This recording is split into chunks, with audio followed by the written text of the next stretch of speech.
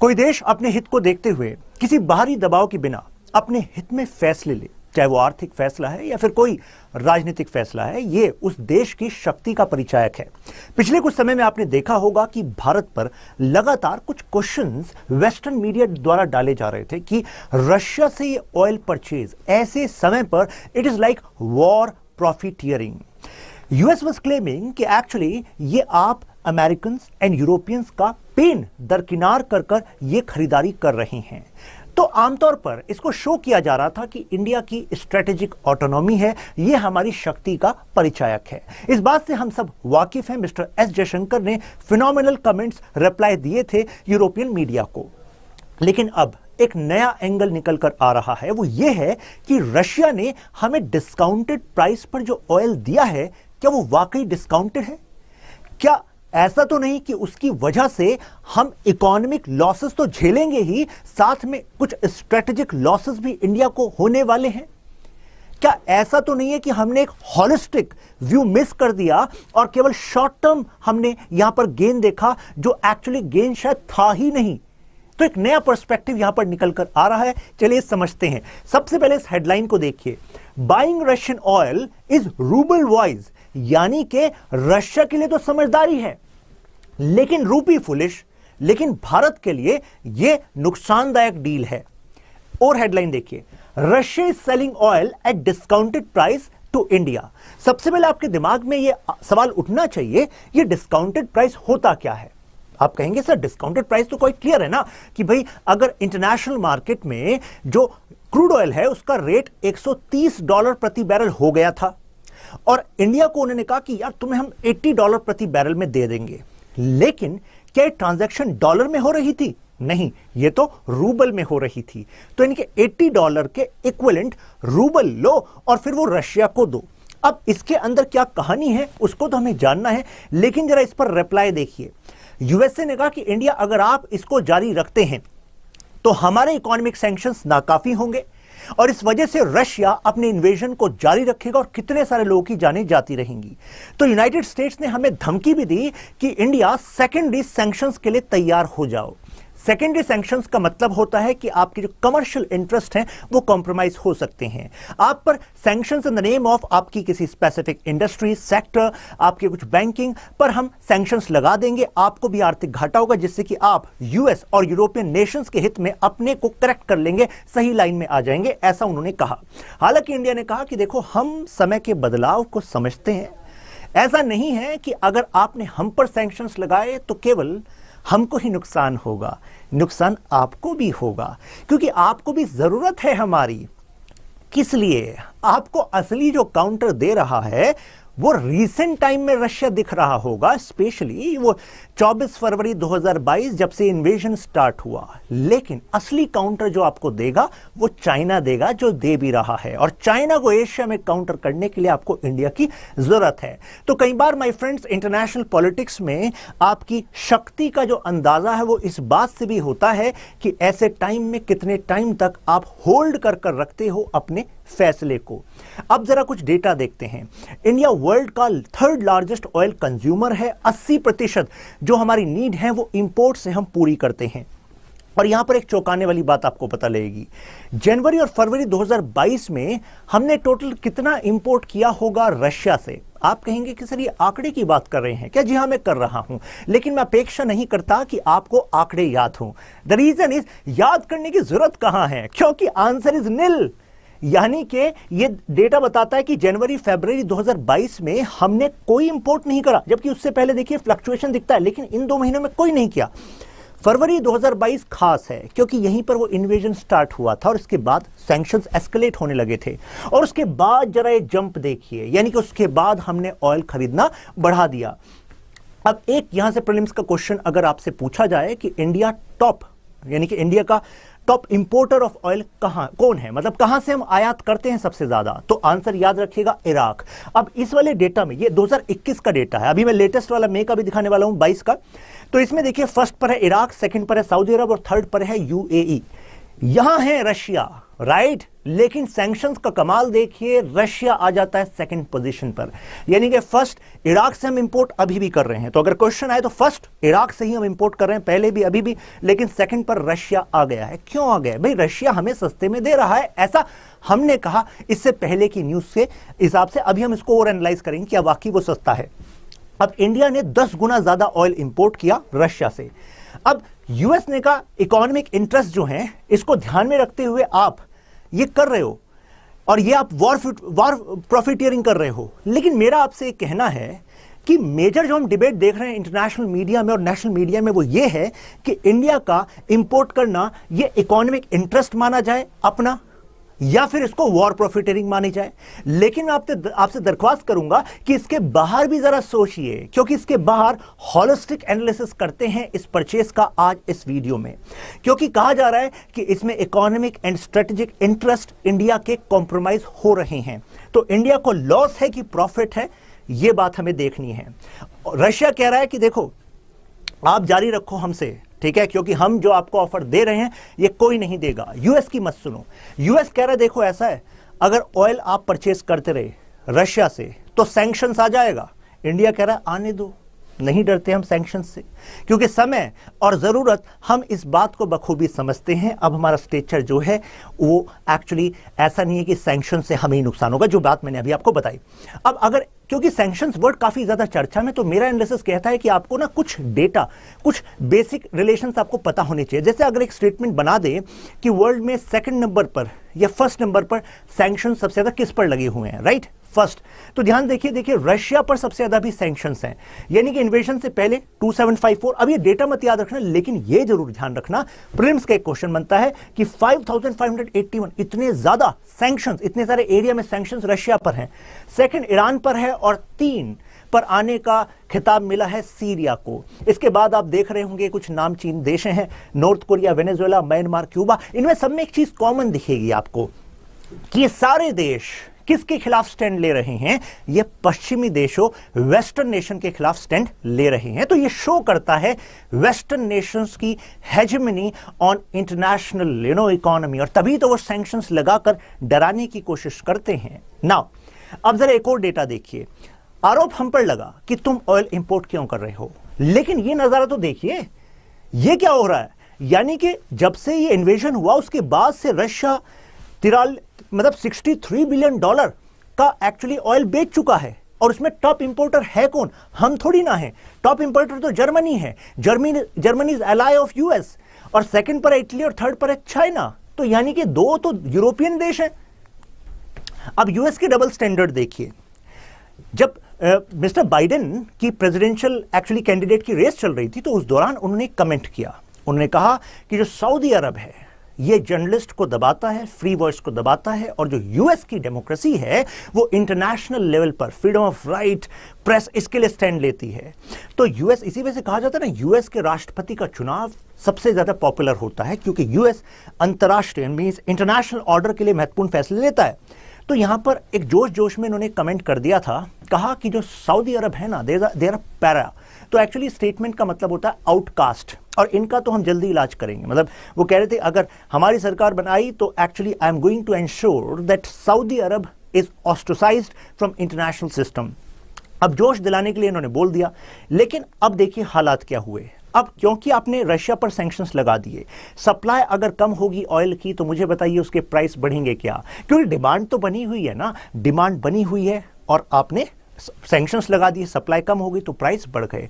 अब प्राइस बढ़ने का नुकसान क्या किसको? रशिया को ही हुआ? नहीं, दुनिया के कितने सारे देशों को हो रहा है, यूरोपियन देशों को भी हो रहा है। अरे इतने दूर दूर बैठे श्रीलंका को हो रहा है, इकोनॉमी के हालात देख लीजिए, इजिप्ट को भी हो रहा है, सबको हो रहा है। तो ऐसे में यूएस ने कहा भाई लीडरशिप तो हमें दिखानी पड़ेगी।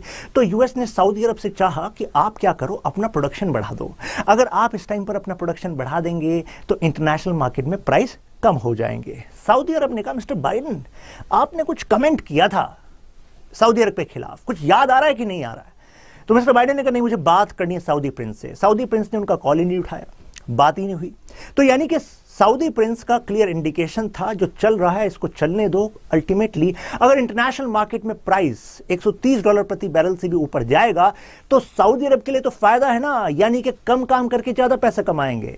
वही ऑयल अब अगर हम बेचेंगे तो ज्यादा पैसा आ रहा है तो ज्यादा प्रोडक्शन करें क्यों, क्योंकि लिमिटेड रिजर्व्स है ना भाई, राइट। तो ऐसे मौके को जाने कैसे दें। तो एक तरीके से ना तो इन्होंने इंक्रीज करी प्रोडक्शन तो इससे प्राइस स्काई रॉकेटेड रहा और इंपैक्ट रहा कितने सारे देशों पर। अब कई आर्टिकल्स इसको ऐसे प्रोजेक्ट कर रहे हैं कि देखो क्योंकि बाइडेन ने एक कमेंट किया था तो इस वजह से सऊदी प्रिंस ने अब बातचीत को नॉर्मलाइज नहीं किया, सऊदी प्रिंस ने उनकी बात नहीं मानी। मेरा पर्सनल ये मानना है कि देखो ऐसा है, ये इंटरनेशनल पॉलिटिक्स में पर्सनल कमेंट को साइडलाइन किया जाता है। मैटर ये करता है नेशनल इंटरेस्ट किस में है। अरे यहां पर जियो इकोनॉमिक्स मैटर करती है क्योंकि उनके पास ऑयल है, दुनिया को ऑयल की जरूरत है और ऑयल वो लिमिटेड है। तो इस मौके को वो कैसे जाने देंगे। अगर कम काम करके कम प्रोडक्शन करके ज्यादा पैसा आ रहा है तो वो तो बेस्ट डिसीजन है सऊदी अरब के लिए, तो वो इस वजह से ऐसा कर रहा है। अब जरा यूएस का देखिए, अगर यूएस में हम गैस के प्राइस देखें तो स्काई रॉकेटेड हो रहे हैं। अब यूएस के खुद के यूएस क्रूड ऑयल भी प्रोड्यूस करता है, यूएस शेल गैस भी प्रोड्यूस करता है। तो अगर उसको इतनी चिंता थी और शेल गैस का तो one of the best producer है, तो ऐसे में वो अपने आप प्रोडक्शन क्यों नहीं बढ़ा लेता, अपने लोगों को ज्यादा सब्सिडी क्यों नहीं दे देता। वहां पर कहां ये डबल स्टैंडर्ड जा रहे हैं। Now is buying cheaper oil and illusion. अब ये हमारा कोर पॉइंट है आज के डिस्कशन का। अभी तक आपको बैकग्राउंड पता लग गया होगा। अब आपके मन में सवाल आ रहा होगा कि सर ऑयल हम परचेज करें डिस्काउंटेड प्राइस पे, इससे नुकसान क्या कर दिया रशिया ने हमारा। अब जरा सुनिए, देखिए अब इस इकोनॉमी कंसेप्ट को समझिएगा। सीधी सी बात है कि देखिए हम जो है इससे पहले डॉलर में ट्रेड करते थे रशिया के साथ, राइट। अब डॉलर में ट्रेड हो नहीं रहा इतना, तो ऐसे में रशिया ने कहा भाई हमें तो क्या चाहिए, रूबल चाहिए, राइट। तो आप कहेंगे रूबल में क्या दिक्कत है। दिक्कत ये है कि रशिया ने कहा हम डिस्काउंटेड प्राइस दे रहे हैं आपको 130 की जगह 80, ठीक है, और 80 के इक्विवेलेंट हमें रूबल दे दीजिए।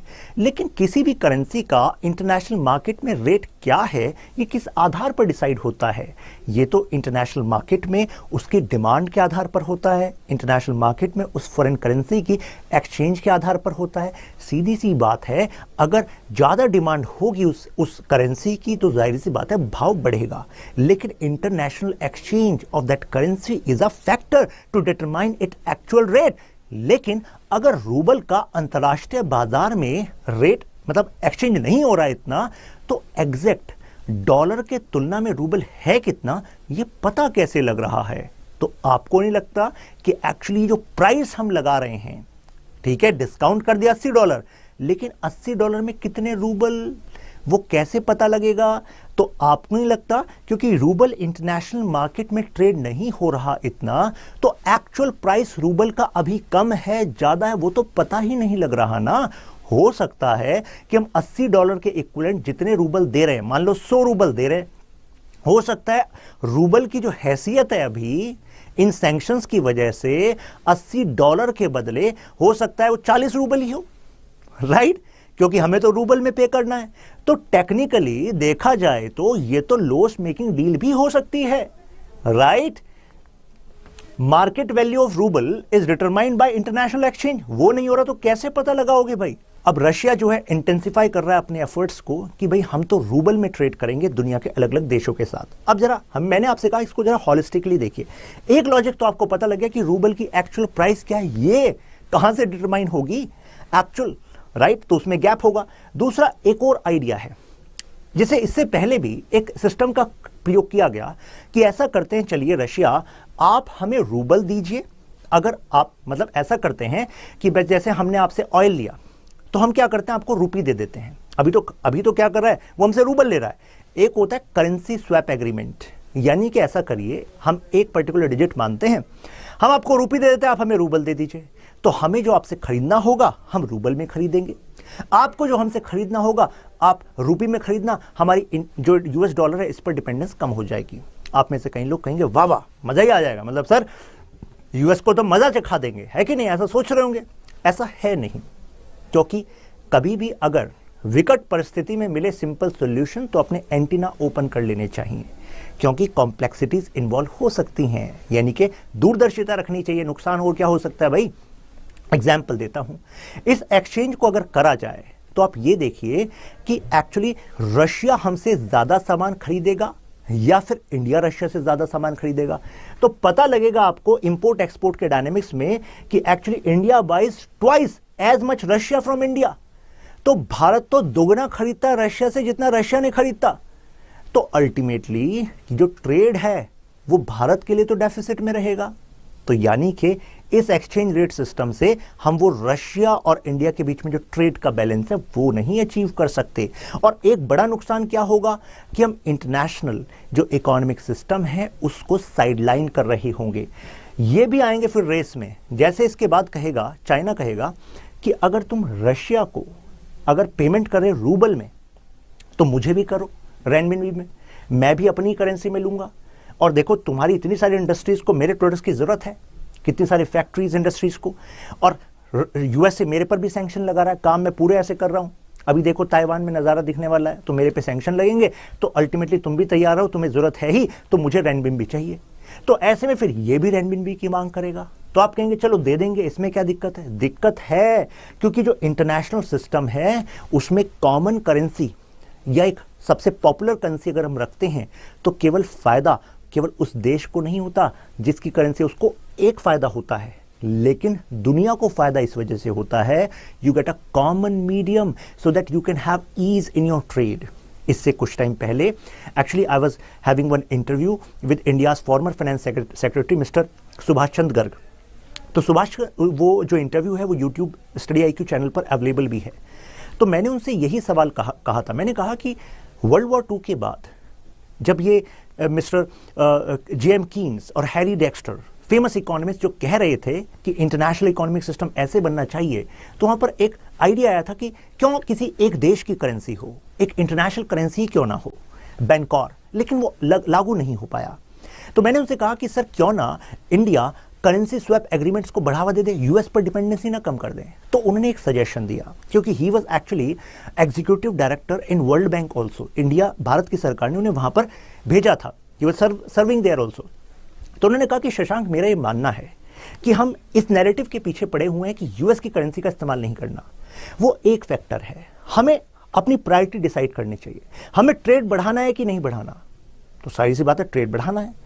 तो अब आप प्राइमेसी किसको देंगे, ट्रेड बढ़ाने को देंगे या यूएस के डॉलर, क्योंकि यूएस डॉलर है उसको साइडलाइन करने पर देंगे? तो मैंने कहा सर ट्रेड को बढ़ाने पर देंगे।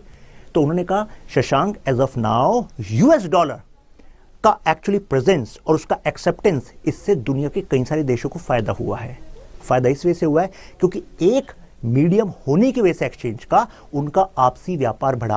आपसी व्यापार बढ़ा तो मुझे बताइए उन देशों में जॉब्स भी बढ़ेंगी कि नहीं बढ़ेंगी, समृद्धि होंगी कि नहीं होंगी। तो अगर हम बायलेटरल पर चले गए कि रशिया के साथ अपनी उनकी करेंसी में, चाइना के साथ उनकी करेंसी में, तो ऐसे में जो कॉमन वाला पॉइंट है जिससे आप कितने सारे देशों के साथ कर सकते हो वो काफी कम हो सकता है। तो इससे जो इंटरनेशनल इकोनॉमिक सिस्टम में कॉमननेस से हम फायदा ले सकते थे वो फायदा शायद ना ले पाए। तो मैंने कहा कि लेकिन सर यूएस डॉलर जो डोमिनेट करता है सिस्टम को, उसका क्या?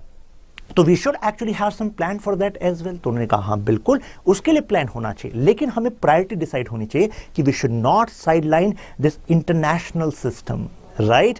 तो ऐसे में रशिया से रूबल में ट्रेड को बढ़ावा देना हो सकता है लॉन्ग टर्म जो स्ट्रेटेजिक इंटरेस्ट है इंडिया के to align with the countries of the world वो कॉम्प्रोमाइज हो जाए। तो लॉस मेकिंग हो सकता है ये लॉन्ग टर्म में। इमीडिएट पैसा कितना आ रहा है इसकी मत सोचो, लॉन्ग टर्म भी सोचो, राइट। ईरान तैयार है, ईरान कह रहा है हम भी इसी का इस्तेमाल करेंगे फिर तो इसी तरीके का। तो आई थिंक आपको मोर ओवर आइडिया हो गया होगा कि किस वजह से कहा जा रहा है कि ये फैसला शायद उतना अच्छा नहीं है जितना अच्छा दिखता है। इसकी गहनता में हमें सोचना पड़ेगा क्योंकि सफल जो नीतिकार हैं वो वही होते हैं जो इमीडिएट फायदे के साथ साथ लॉन्ग टर्म नुकसान की भी सोचते हैं।